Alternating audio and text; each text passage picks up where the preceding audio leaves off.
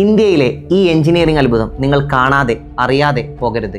ഒരു സാധാരണ സ്കൂൾ ടീച്ചറുടെ മകനായി ജനിച്ച് നമ്മൾ ആരെയും പോലെ നല്ലൊരു നാളെയും സ്വപ്നം കണ്ട് വിദേശത്തേക്ക് ജോലി തേടിപ്പോയ ആ മനുഷ്യൻ ഇന്ത്യയുടെ വ്യാവസായിക സങ്കല്പങ്ങളെ മാറ്റിമറിച്ചു.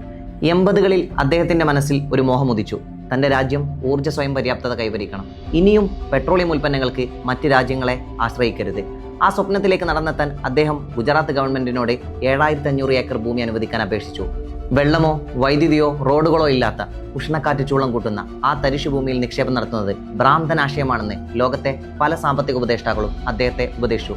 പക്ഷേ അദ്ദേഹമോ കുടുംബമോ ആ ദൗത്യത്തിൽ നിന്ന് പിന്മാറാൻ തയ്യാറായിരുന്നില്ല.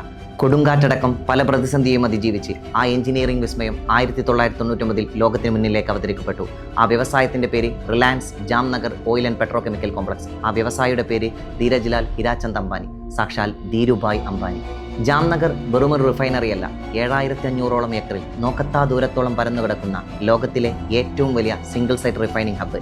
ഇത് ലണ്ടൻ നഗരത്തിന്റെ 10 ഇരട്ടിയോളം വരും. ബംഗളൂരു മുതൽ അമേരിക്കയിലെ സാൻ ഫ്രാൻസിസ്കോ വരെ നീട്ടിവലിച്ചാലും തീരാത്തത്ര പൈപ്പ് ലൈനുകൾ.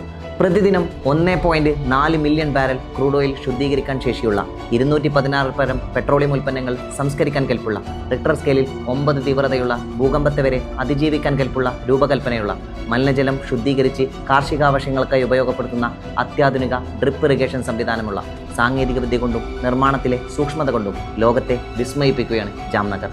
റിഫൈനറിക്ക് പുറമെ 1.5 ലക്ഷം മാവിൻ തൈകളുള്ള 600 ഏക്കറോളം ഭൂമിയിൽ പരന്നു കിടക്കുന്ന മാമ്പഴത്തോട്ടവും ജാംനഗറിനെ കൂടുതൽ സവിശേഷമാക്കുന്നു. റഷ്യക്കുമേൽ മറ്റു രാജ്യങ്ങൾ ഉപരോധം ഏർപ്പെടുത്തിയപ്പോൾ അന്താരാഷ്ട്ര വിപണിയിൽ ക്രൂഡ് ഓയിലിന്റെ വില നിയന്ത്രിക്കുന്നതിൽ ജാംനഗർ ചെറുതല്ലാത്ത പങ്കുവഹിച്ചു. ധീരുഭായ് അംബാനിയുടെ ദീർഘവീക്ഷണവും പ്രയാണവും നമ്മുടെ രാജ്യത്തെ ലോക ഊർജ്ജ ഭൂപടത്തിലെ പ്രധാന ശക്തിയാക്കി മാറ്റി. ഹർവാർഡിൽ നിന്നുള്ള ബിരുദാനന്തര ബിരുദമോ IIM-ൽ നിന്നുള്ള MBA-യോ ഒന്നുമില്ലെങ്കിലും ധീരുഭായ് അംബാനി തൊട്ടതെല്ലാം പൊന്നാക്കി. ദില്ലിയിലെയും ഗുജറാത്തിലെയും അധികാര കേന്ദ്രങ്ങളോടുള്ള ഇഴയടുപ്പം ആ വളർച്ചയുടെ ആക്കം കൂട്ടി. 2002 അപ്രതീക്ഷിതമായി ഒരു സ്ട്രോക്ക് വന്ന് ആ അസാമാന്യ ജന്മം ഇഹലോകവാസം വെടിഞ്ഞില്ലായിരുന്നെങ്കിൽ ഇന്ത്യയുടെ ഗതി തന്നെ മാറിയേനെ. മറ്റൊരു വീഡിയോയുമായി വീണ്ടും കാണാം. Advocate Safwan signing off.